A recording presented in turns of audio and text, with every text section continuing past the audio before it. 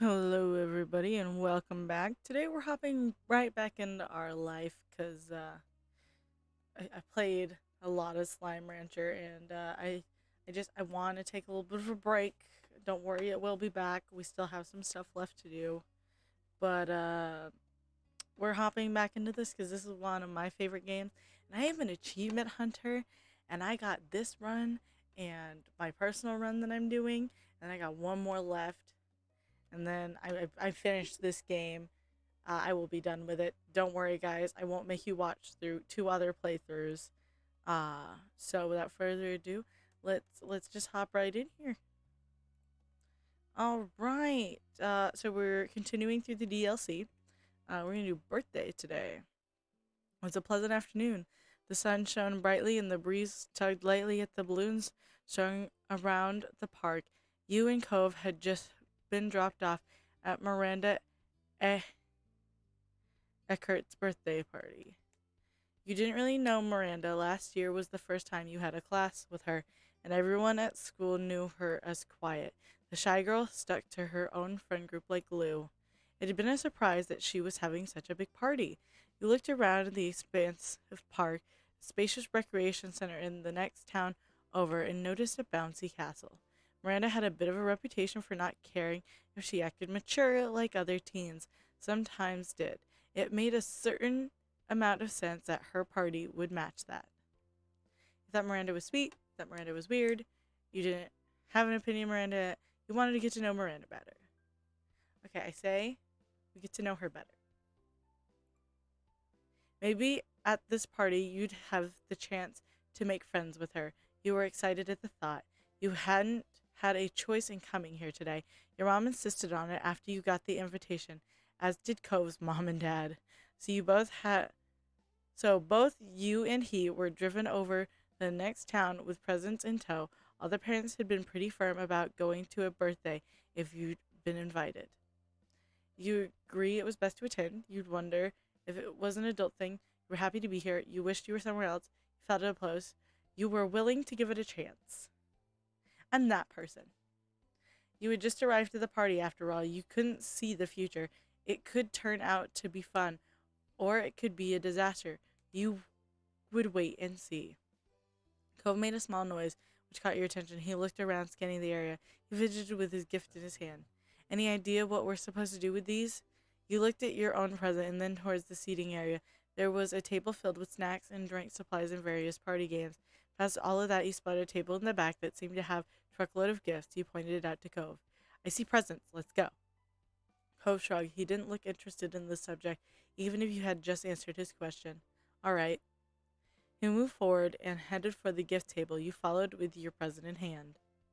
You walked past the group of people, classmates, in a semicircle, broke up into the usual friend group, chatted away. You, or maybe Cove, received the occasional greeting or a friendly nod. However, as you passed by even more people that you had never seen before, you became aware that there were more strangers here than not. It was more crowded than you expected. Miranda Erickson, the quiet girl, was hosting the most populated birthday party you had been to in a long time. You looked at the new faces and thought you saw something of Miranda in them. Cousins, nieces, or nephews, maybe. Parties could be a big deal in her family.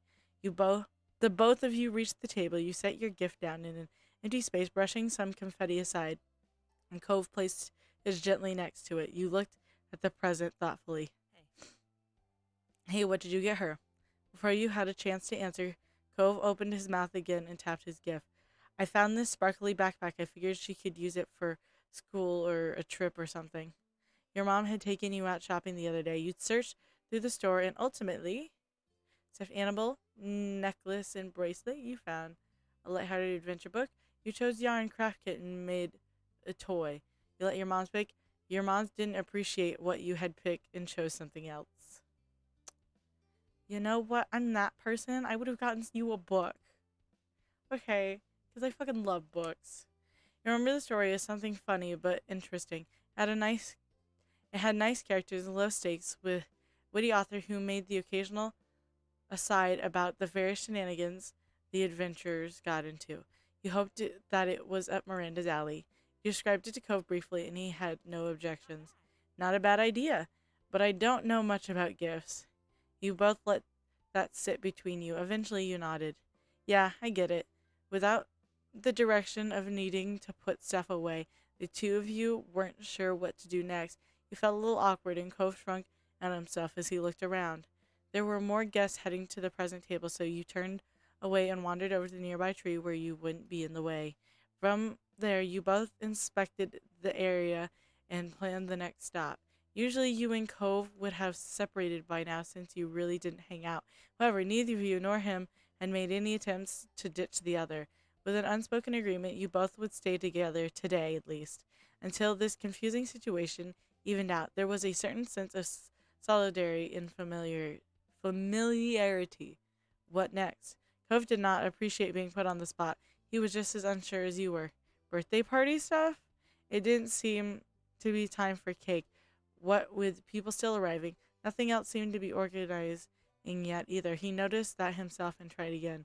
We could find Miranda. That was an idea. It made sense to greet the birthday girl. Okay, we could say hello. Wish her happy birthday. Ask her what she wants people to do. Sounds good. At that point, it was decided. The Miranda hunt had begun. You wandered around. Any time you saw someone with Miranda's hair color, you got a little closer, but more than once turned out it's not actually her. Hey, look! Finally, he pointed over to see the real Miranda. She smiled slightly when you both approached, but ducked her head. She seemed a little overwhelmed with being the center of attention today. Hi, Cove. Hi, Harry. Happy birthday. Happy birthday. Thanks. I'm really glad you could come. You all stood awkward. Miranda seemed genuinely happy, but there was still a distance between you. So, are people just supposed to stand around? Oh, well, you can talk to people if you want. There are games that are going to start soon, and the bounce house should open later if you feel like jumping. Then, after that, is cake and presents time. We'll have ice cream too. After that is when people will start going home. I hope that's okay with you guys. Govan nodded his head. He seemed a little more confident about the situation now. That's a plan. Thanks. He gave Miranda a thumbs up and she smiled in return. She seemed slightly less uncomfortable. Miranda waited there and you became hyper aware of the silence forming. You heard a shout for a Randy and Miranda brightened up. A total 180 with how stiff she had been with you. I've got to talk to some more people. Bye. The birthday girl ran off to her friend, leaving you in Cove with at least a little more idea of what to expect. You both glanced at each other wordlessly. You felt a little disappointed. It was going to be hard to get to know Miranda better, with how in demand she was probably going to be today. Hopefully, you would get to with her later.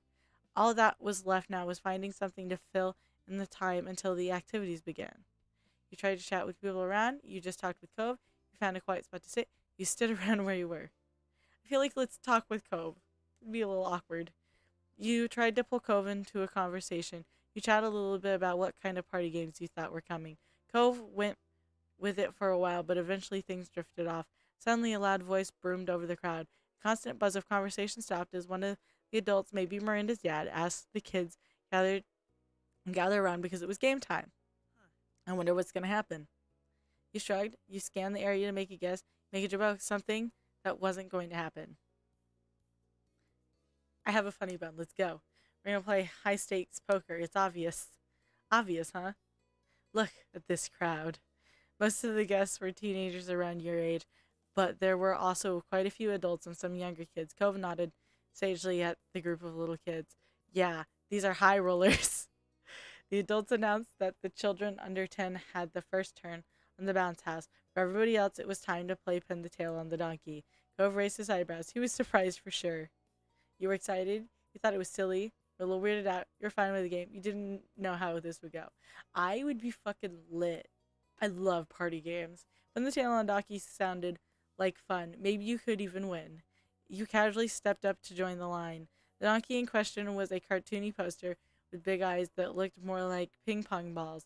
It was positioned a few feet above the ground on a tree trunk. The teen who arrived first was blindfolded, then spun around.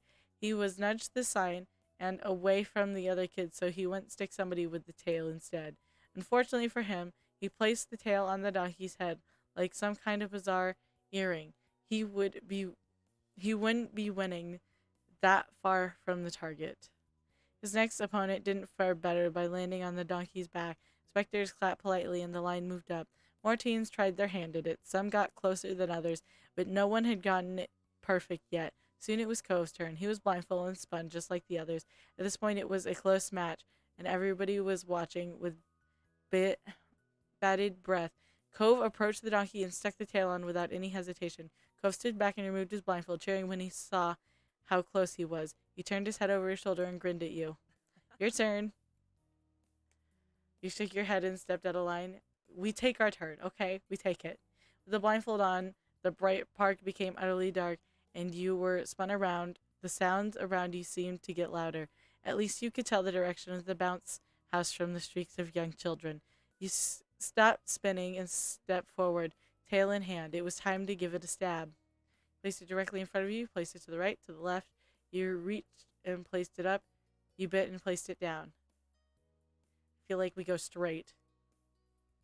You pressed the tail into the target and stepped back. You took blindfolders to check your results. There was a few oohs from the crowd and some irregular claps, and soon you could see clearly again. You realized you missed the mark by a lot. You caught a glimpse of Cove as you handed back the blindfold. He was pleased, no doubt feeling good that his tail was closer. A few more kids took their turn. One girl managed to somehow pin the tail on the opposite side of the tree. You're pretty sure it had to be on purpose. With the line empty, the game was finally over. The adults wrung things started to inspect the donkey. At this point, the sign was more tails than donkey. In the end, someone you didn't know was announced as a winner, and you and Cove both exchanged a look, even as you clapped politely. Huh. He sighed. He looked back at the board. I was so close, too. You were also disappointed. It was a good game. You shrugged it off. You teased him. It was a good game. Yeah. He watched the winner and considered whether to say anything to them. He hesitated, however, ended up not approaching the teen. An older teen walked up, tall enough to tower over you and Cove. You felt a little intimidated by his stern-faced teenager until she started to speak. Her voice was low, but friendlier than her tough frown would suggest. Hi, I'm handing out party favors. Do you want one? She showed you the party hats and insisted they were your key to a true partying mood. She had two options, either a colorful headband with two tiny party hats arranged almost like ears, or tiara with a star on it. They were both very festive. It's okay. No thanks. You knew the teen hadn't actually glared at him. Her default facial expression just seemed grim. Crown. I want a headband. You point to a blue hat. You point to a pink hat. Purple. Green. Green! The teenager handed you the hat with a surprising amount of gusto, given her expression never changed. She gave you a serious thumbs up for taking it. Then you encouraged Cove to pick one. You held a pink headband hat in one hand and a crown in the other. You tried to imagine what they'd look like on Cove. You really should try it. It'd be great. Cove looked back at the hats and then at you. With a sigh, he grabbed hold of one. The teen with the hats clapped as much as she could with all the hats in her hands. The unknown teenager nodded approvingly at you both and went to pass out hats to more people. You put the party hat on your head with a smile, and it fit well. It was surprisingly comfortable. It looks good on you. I'm a party animal now. It doesn't look very good on me, thanks. I don't know why I'm doing this. Party animal, let's go. Really? Of course. Cove nodded with a thoughtful look on his face. If the party spirit is contained in party hats, does that mean they're haunted? You snorted at the suggestion. You considered the hat on your head. It didn't seem haunted, but maybe that was what it wanted you to think. Cove finally put on his own hat on. He was nervous about it, his face uncertain. I don't know about this. I feel kind of silly. Does it look weird? You look great, Cove. It's completely perfect. You look silly. You just giggled. You shrugged. You shook your head no. You look great, Cove. Instill him some confidence. Oh, thanks. He adjusted his hat bashfully. After that, the people in charge quickly set up the next game. Teenagers milled about until they were told to find partners. You tried to listen to the rules, straining your ears to listen to the adult announcing what you were supposed to do. It was a simple game. One person in a pair would throw a candy while the other had to catch it in their mouth. If they caught it, the pair would move to the next round, where everyone would take a step back and the former catcher would become the thrower. The game would continue, the players getting further and further until one set of partners were the only ones left standing, or everyone lost in a round. About half the guests had already found partners. They moved fast. You noticed Cove had his eyes on you. He just stared at you expectantly, and you knew what he was getting at. Neither of you were all that familiar with anyone else here. It'd be the safe choice to pair up. You agreed to be Cove's partner. You looked around for someone else, but settled with Cove. I don't want to play. We're taking Cove. Let's do it, partner. Cool. He beamed at you, He beamed, and you started wondering about your respective candy catching abilities. Two rows of players facing each other formed. Cove tilted his head towards them, and you started to head over. You both lined up directly in front of each other. It took a while to pass out the candy. You were handed a small bag of gummies that smelled strongly fruity. You noticed Cove took it upon himself to a taste test of a red one across from you. They're not bad. You should have waited. You tried one for yourself. What did it taste like? We're gonna wait and not eat it all, but let's ask him. Raspberry or cherry? It's red, so. Strawberry? Maybe pomegranate. It was a mystery. Maybe you'd get a red one later. And then it was time to begin. Cove's row was set to throw first. He smiled nervously, and his eyes widened with seriousness. He grinned widely, and he seemed to relax a little. The game was on. The adult in charge shouted for throwers to go. You and Cove were only a couple feet away from each other, with Cove carefully tossing it. You caught the candy easily. Like you, most of the other players moved on to the next round. There were few gaps in the row as everyone took a step back. The round was harder, with pairs further apart, but not overly so. It could be done if both partners tried. You did your best as you tossed. You had fun with it, but still tried. You threw the candy without a care. You made sure it missed. We did our best. You carefully plucked a gummy from the bag, felt the weight. You shifted it in your hand a couple times for practice, and then told Cove you were ready. You went for an underhand throw, careful to aim for Cove's mouth. The blue candy arced and landed perfectly in Cove's mouth. He chewed it twice and then smiled widely. You could tell Cove was genuinely pleased to make it through another round. You were happy as well. The next round began, and you took another step back.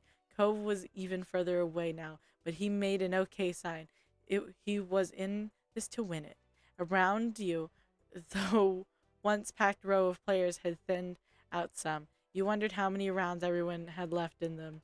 Cove swung his arm and made eye contact with you. You nodded, and the green candy flew towards you. You tried your best to catch it. You casually tried to catch the candy. You refused to have a green candy in your mouth. You did not try to catch it. We tried our best. You followed the arc of the candy and opened your mouth wide. It had a slight spin on it, and you tilted your head to the left to compensate. You bit down on the candy, grinning with your victorious catch. It tasted sweet and vaguely like a Slurpee. Yeah, airy. Cove was thrilled. He was entirely invested in the game at this point. You and Cove were still in the game. You knew this was the final round. Only a few other pairs were still left. Cove was determined to win. You could see it in the clench of his jaw, the careful way he watched you. You were charmed by his attitude. You equally wanted to win. You didn't want to let him down. You thought this was kind of funny. You felt nervous under the pressure. You were charmed. Equally wanted to win. You didn't want to let him down.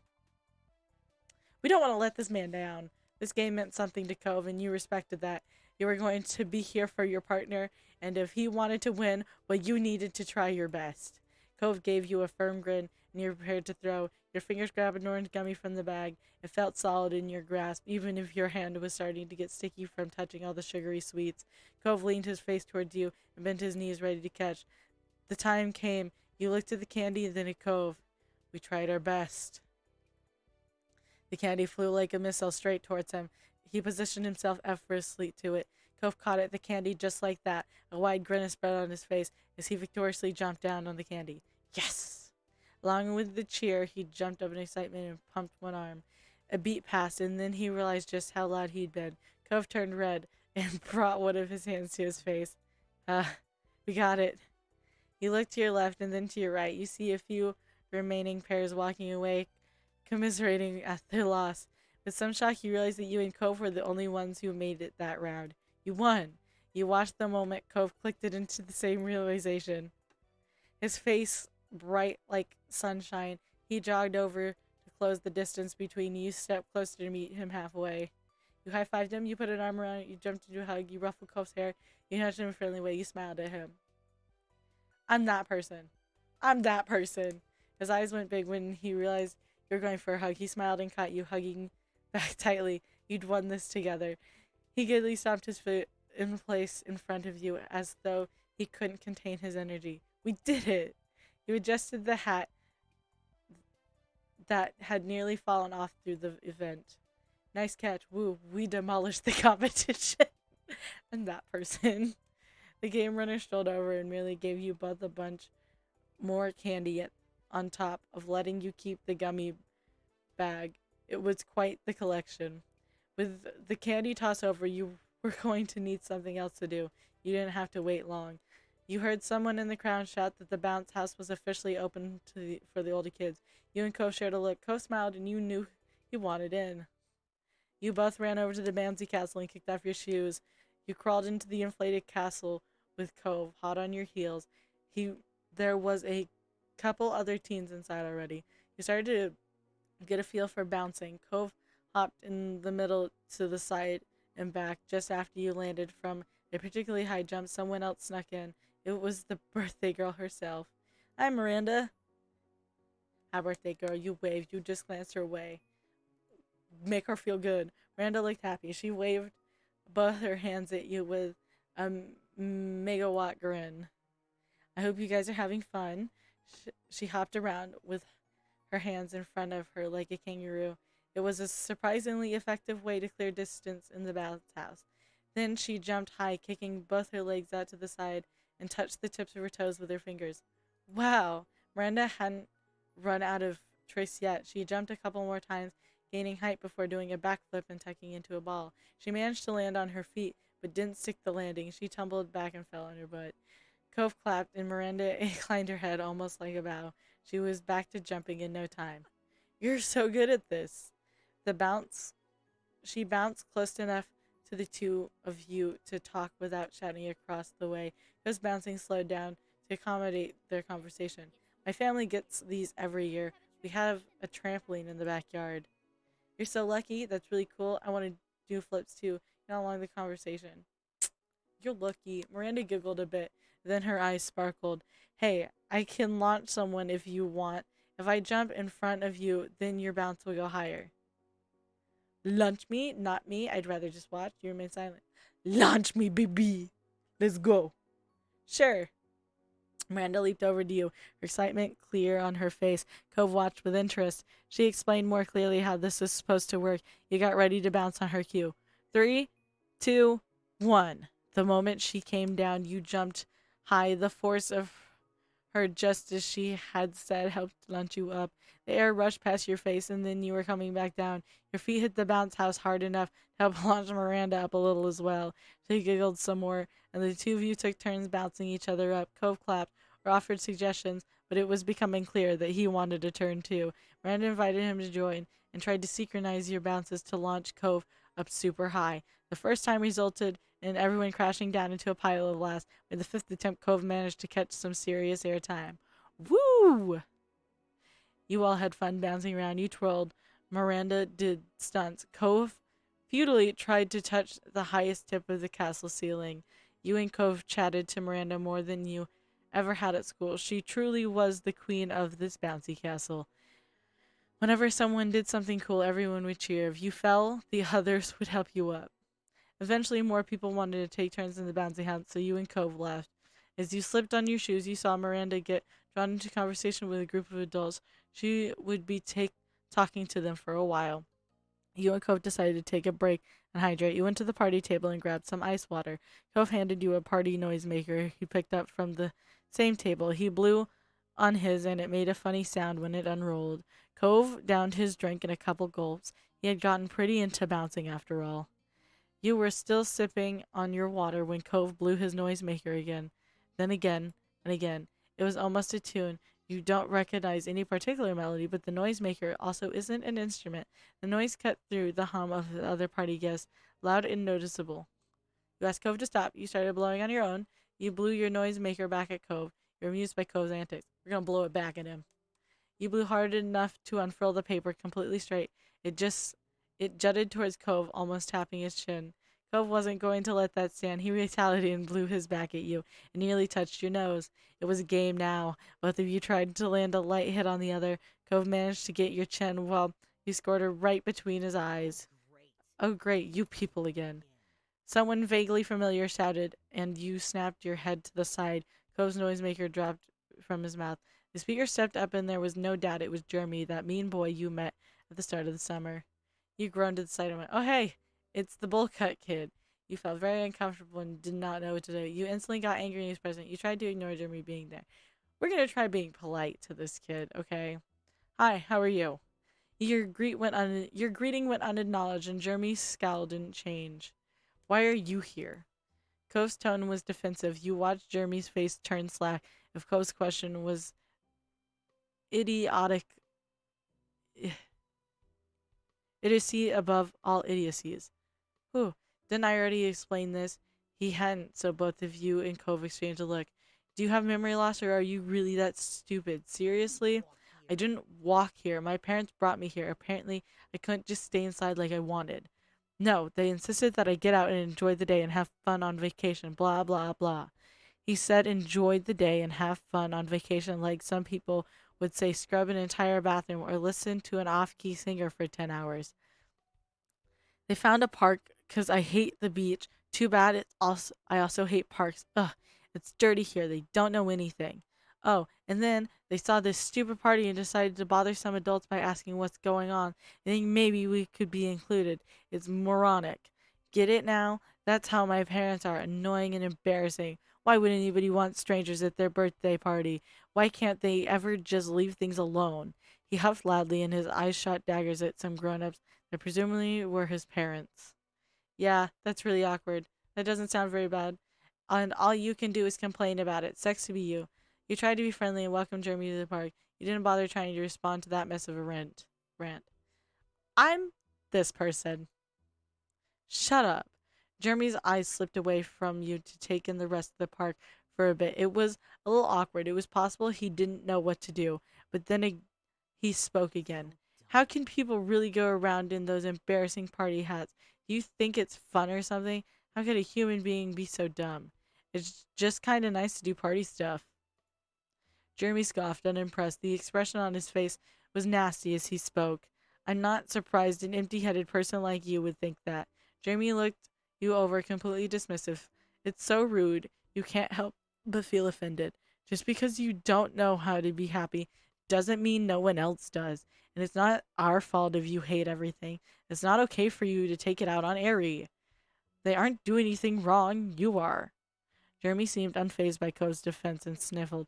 Ari can humiliate themselves on their own. They don't need you to step in and do it for them. You poured your drink on Jeremy. You pushed Jeremy. You punched Jeremy in the face. You drowned out his words with your noisemaker. You looked shocked. You teared up. We're gonna be annoying. You're both dude. You're dude. It didn't take long for her and to piece together that you weren't going to let him speak without interruption. How stupid. He shut his mouth, though, and finally stopped talking. You're a dick. You're ruining someone's birthday. I'm going to find your parents and tell them what's going on. Don't say anything like that ever again. You laughed at his reaction. You said something. You said nothing. I'm gonna be like, you're ruining someone's birthday. People were starting to watch what was going down. Your argument wasn't exactly quiet at this point. Why don't you just leave us alone if we're so awful? Jeremy glared even more and huffed.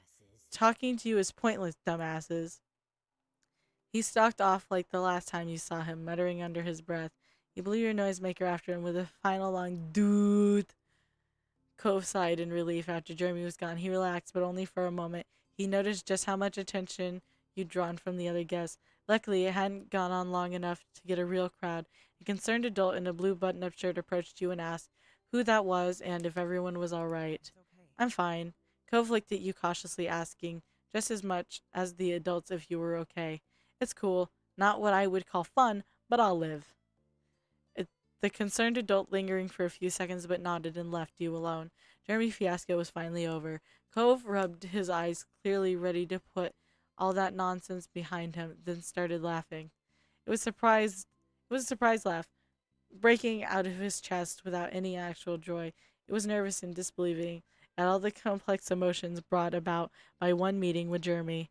I can't believe it. He spoke in fits and starts. The look on his face after you started with it was hilarious. How can Jeremy be like that? He shouted as he barely knows us. It was a birthday party for somebody and it's a birthday. It was a at a birthday party for someone he's never met. He agreed. Duh, duh, duh, duh. You agreed Jeremy is totally nuts. You wish you had done something more. You hoped you would never see him again. You weren't sure how to feel. You were just happy Jeremy was gone. You felt sad he was so mean. I wish I would have done more, but it's a party. I just feel like I should have said something, maybe done something. I don't know. Cove seemed to think about his next words carefully before he spoke. I don't think it matters what we do around him. Jeremy's just gonna yell no matter what. We shouldn't worry about it. Do you want to tell your moms about Jeremy, I mean?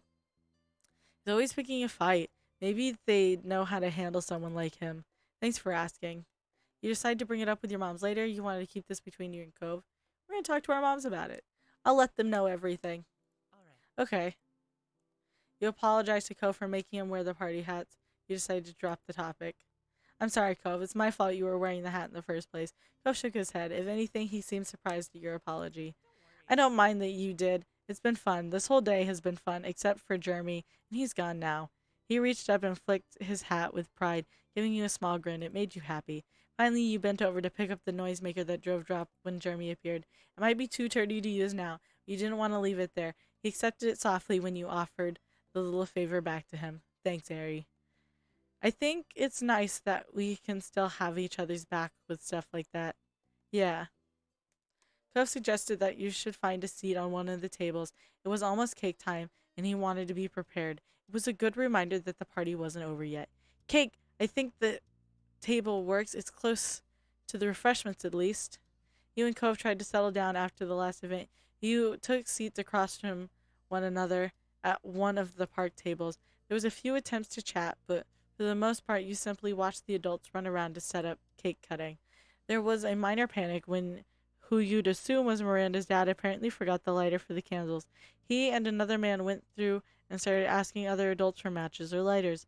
They weren't having any luck until a grim-faced teenager who had been passing out party hats pulled a green lighter out of the ice cream cooler. Why the lighter was put in the cooler remains a mystery, but with Party Hat Girl finding it was time to get things going again. Miranda sat at the head of the longest table. A large chocolate cake was set in front of her. She lit all 14 candles with the cooler lighter with a big smile. The adults started singing happy birthday and the rest of the guests joined in. At the end of the song, Miranda blew out the candles with a dedicated huff. She closed her eyes and you saw her silently mouth something. Maybe it was a birthday wish. Miranda cut her own slice, then one of the grown-ups took over cutting the cake. Another adult passed around plates of cake slices with scoops of vanilla ice cream to the guests. Eventually, the cake got around to you and Cove. Cove was pleased with the treat in general. The cake looked rich and moist and smelled quite chocolatey. You only wanted the ice cream. Only wanted the cake. You wanted both cake and ice cream. You didn't want anything on your plate. I love both. You took a big bite of ice cream. The vanilla wasn't bad, but it was a little bland. The chocolate cake, however, was rich flavor. Cove then took his fork and started mashing up some of his cake. When the cake resembled a pile of crumbly chunks, he started mixing it into the ice cream. The melty parts of the ice cream made a kind of chocolate cake soup. You raised an eyebrow. You told him you'd do the same thing. That looked gross. I never thought to do that, but I want to now. You didn't react. This is my reaction to BH. How does it taste? Really good, but it's better with brownies. He grinned and took a bite of his own mix. Cove contentedly chowed down on his concoction. One advantage to his mix is that the ice cream seemed to catch most of the crumbs that would usually fall from eating cake. Unlike some of the kids around him, Cove's shirt remained clean. You started eating your dessert in earnest and enjoyed yourself plenty. Miranda then started opening her gifts. She systematically attacked the mountain of presents like a pro. She checked for any cards, read them loudly before opening a gift. She smiled at every present, including the ones you and Cove got her. You were glad the presents were accepted. It took time, but eventually Miranda got through all the gifts. She was very sweet and polite through it all. The party went until the sun began to set. By that point, most everything had settled down and people had begun to leave. Any of the guests whose parents stayed for the party were already gone except for Miranda's family. Only a few kids, still waiting for their parents to come get them, remained, you and Cove included. Miranda's family were cleaning up. As guests, neither you nor Cove were supposed to help with that. Instead, you both decided to take it easy in the bouncy castle. It was somewhere out of the way where you could casually wait for your ride. Miranda had also elected to hang out with you. You weren't even bouncing anymore. Cove laid on his side with his back to the wall, and Miranda sat across from him with her legs stretched out. You also made yourself comfortable. It was nice and warm in the little building. It also felt like you had some privacy, which was nice. You could speak openly here. Thanks for coming. She looked down but continued shyly. It's been really cool to get to hang out with you a little bit. Thanks for letting me come. I didn't think I'd be invited. Thanks from me too. Yeah, I wasn't expecting it either. I'm so happy I could come. You shrugged. You chose not to respond. We are happy we could come. Miranda just smiled a little more. So, did you notice anything happen earlier with some people you don't know showing up? She had to think about his question a little. It was apparent that she didn't have an encounter with Jeremy since there was no instant recognition. I heard about something. Some parents were talking about to my parents when their kid came and forced them to leave the park. She tilted her head to the side, finding it weird, but also not important. Then everyone had cake and ice cream. Gus smiled uncomfortably. That's good. He was clearly worried that Jeremy's confrontation could have gotten to her. Luckily, it didn't seem that anybody had overheard or passed along Jeremy's cruel words. Cove rolled over his back and sighed contentedly. Miranda seemed confused, but wasn't going to push. You got up and started to bounce again. You laid back and closed your eyes. You changed the subject. You told her about the ordeal.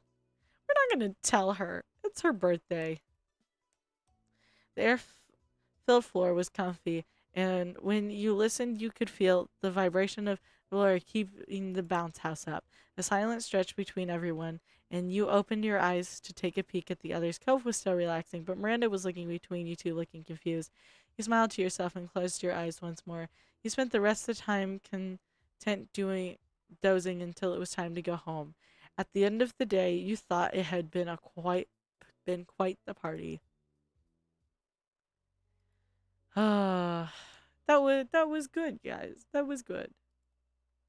I am gonna call it there because I don't want to make these super long episodes because they're long episodes, but they're good episodes. So remember, if you like the video, to hit like. If you want to see more, subscribe. Because I will be doing more of this. So, I hope y'all enjoyed the video, and I'll see y'all next time. Enormous